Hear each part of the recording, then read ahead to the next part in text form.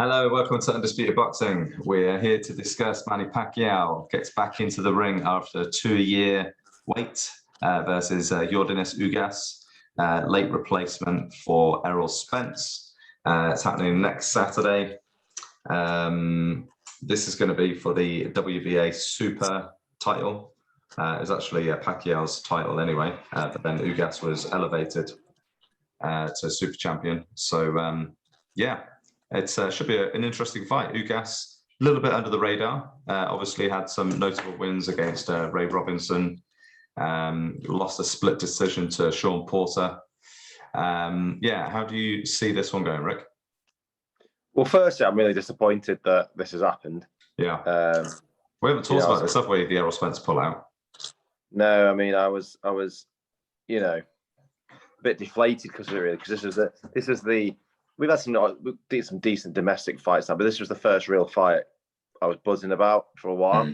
Yeah. It's been kind of stolen from us. And though Ugas is a worthy opponent to be fighting, it's not the. I don't know if you call it I suppose it is a kind of a mega fight, or maybe mega fight is a bit over the top, but it's a very, very, very big fight. I thought it was, yeah. And now it's just become, Pacquiao fight. And to tell you the truth, I've got no idea how this is going to go. I had probably a more solid view of the original fight because I thought Spence would win that. But Ugas, I'll be honest, I don't know tons about, and you just don't know what the hell Pacquiao you're going to get. If I'm pushed, I'll probably say Pacquiao. And this is going to be controversial, but I think it'll be Pacquiao, even though he's not fought for 2 years, just because he's probably getting some help, should we say. I don't know what kind of testing's going on in this, but probably. I don't think there is any. I don't think there's any testing. Yeah, I know. There's a lot of questions about that, isn't there? Especially the way Pacquiao fights, high energy, on the balls of his feet, bouncing around. Are you able to...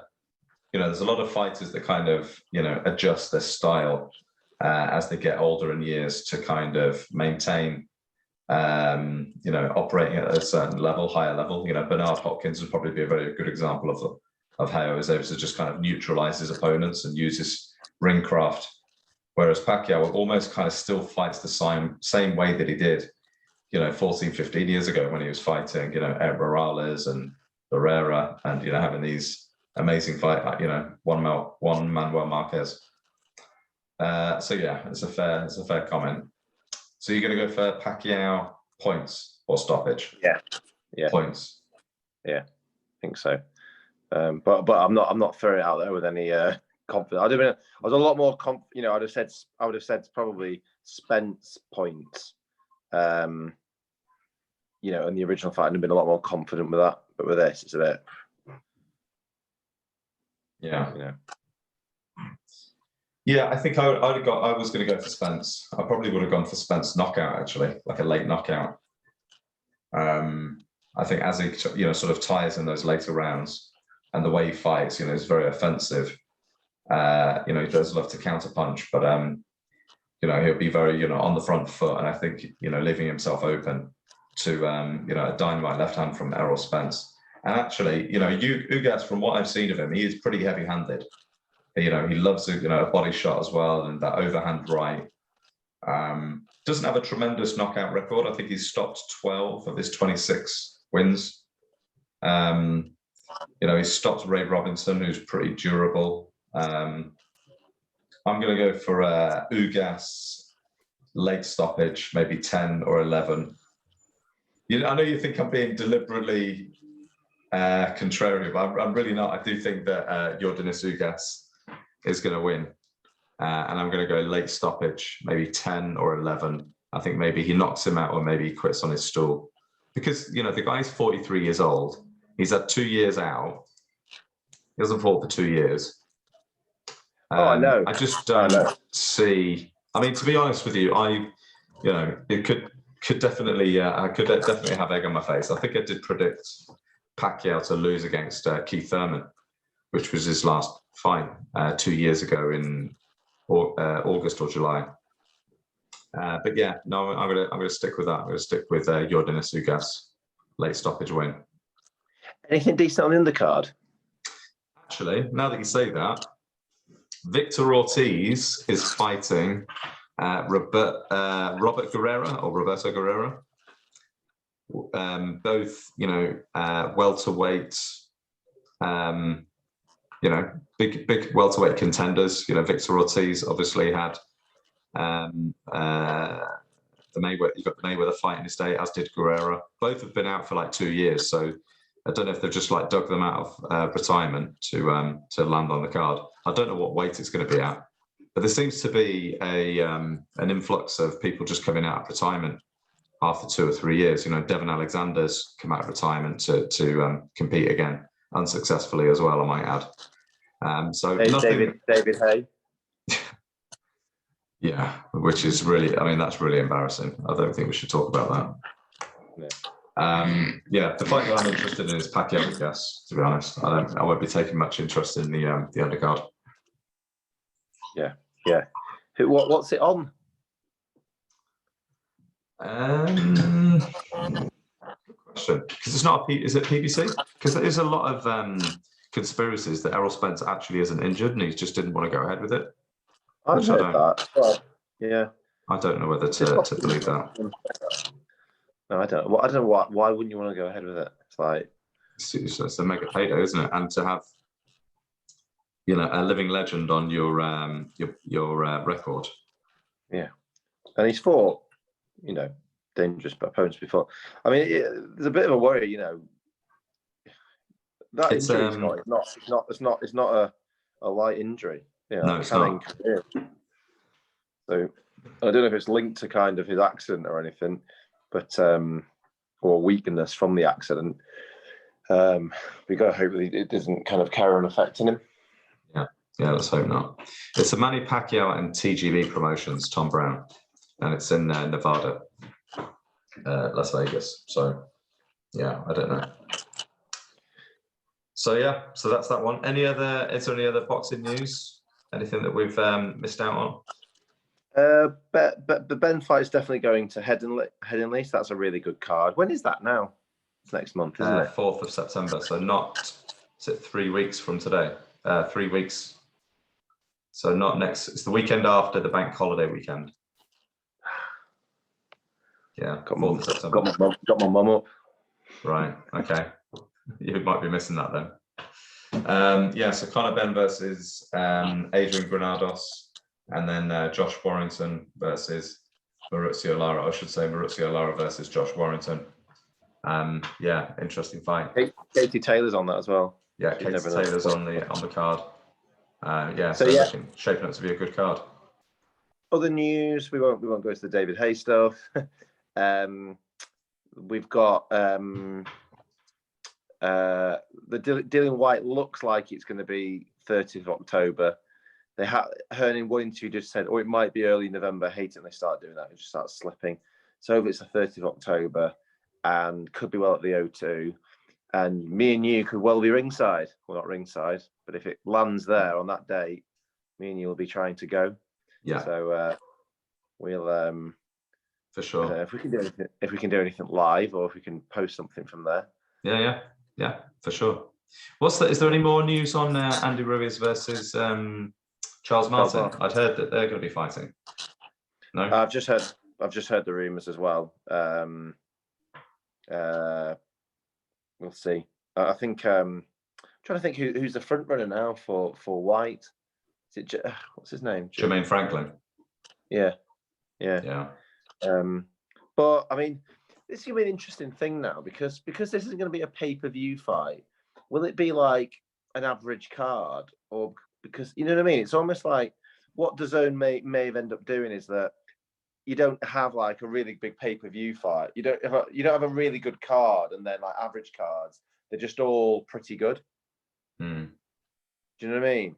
Because normally, like, if he was fighting, if White was fighting, it would be a pay-per-view card, and to make it a pay-per-view against someone like Franklin, that'd be tough. That'd be a bit tough actually. So therefore, they'd have to really beef up the undercard. Yeah. But now I'm like, do they have to do that? Because they don't have numbers to hit. Well, they do, but not directly.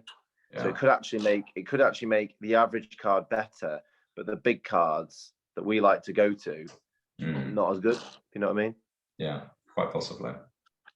I think that's inevitably going to happen. I mean, there's a big kind of power struggle at the moment between DAZN, PBC, and Fox, and Top Rank.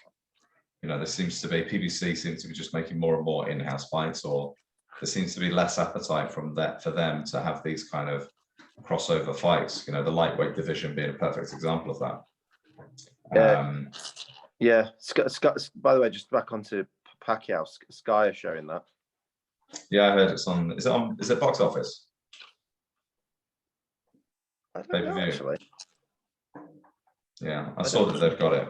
Yeah. Let's double check. Yeah, so they've got that, and then they've got AJ versus Usyk, and probably they'll have Kell Brook versus Khan. Yeah, well, that's the other one that's doing more and more rumours. It just sounds more and more like it's going to happen. That's trending, yeah, for sure. And I think it's just a matter of, you know, highest bid. But we'll, you know, if whoever lands it will get my attention. Yeah, it will mine. I mean, just the press conference alone and the weigh-in, that's going to trend big time. Both of them will. And that's actually something I wouldn't mind going to. I mean, look, it's 4 or 5 years too late, but 100% I'd be up for going to that if that's in London. Or could well be the Northwest. Yeah. Because they're both in the north. They're both Northwest fighters, so well, will it be a football ground? It's hard, isn't it? I don't know if it would fit. I don't know if it's a football ground fight now. I think it is. Thing is, like it's hard to get a football ground mid-season, and if they're going to do it soon, it's going to be in the winter. So I don't know if you can. So it could be Cardiff. I don't know. It can be done. I think it can be done. Yeah. But yeah, I'd definitely be up for it. Yeah. And interesting, again, I heard an interview. He was like, you know, they're obviously sniffing around it themselves, and I think he was saying, you know, that was done over 1 million pay-per-view buys back in the day. Now struggle to do half, and I think he's kind of putting a shot out there because obviously, the higher Sky think it'll do, the more they'll pay, and if you can put doubt in their mind about what they can bid, but I think it's more than half. Yeah, I think it does as well. I think it's a safe 7. I think it's a safe 700. Yeah, at least. I mean, you have a lot more interest in the pay-per-view buys than me, but if I had an opinion on it, I would say that it does ease a lot more. Yeah, more than 700 probably. Yeah, because both they're very well known now. I mean, Kell Brook's pay-per-view numbers are pretty good on their own, even without Khan, and then you throw Khan in the mix. And the rivalry is real. You know, it's, you know, that press conference and the weigh-in, it will get really, really ugly. And it's a promoter's dream, isn't it? Anyway, I think back in the day it may have got to about 1.2 million, something like that. Yeah, 1.25. And now 7 or 8. Yeah.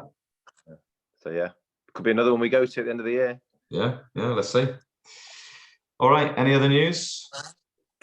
Don't think so. I know Matchroom say that I don't think they've got any fights till the Headingley. Oh, have they got one? Is there one in America? I'm not sure. But they said that, you know, the next couple of weeks they're doing a lot of kind of planning and announcements and stuff like that. So hopefully we get a bit more next week. We might have some more stuff, fights that have announced to take us into kind of October, November, December. Yeah. Okay. Well, let's do a review of Pacquiao Ugas next weekend. And then we can drop maybe any big news. But I think there's going to be a quiet couple of weeks now from what I'm seeing in the calendar. Nothing really coming up. Okay. All right, let's wrap it up. Okay, thanks everybody for listening. Please like and subscribe.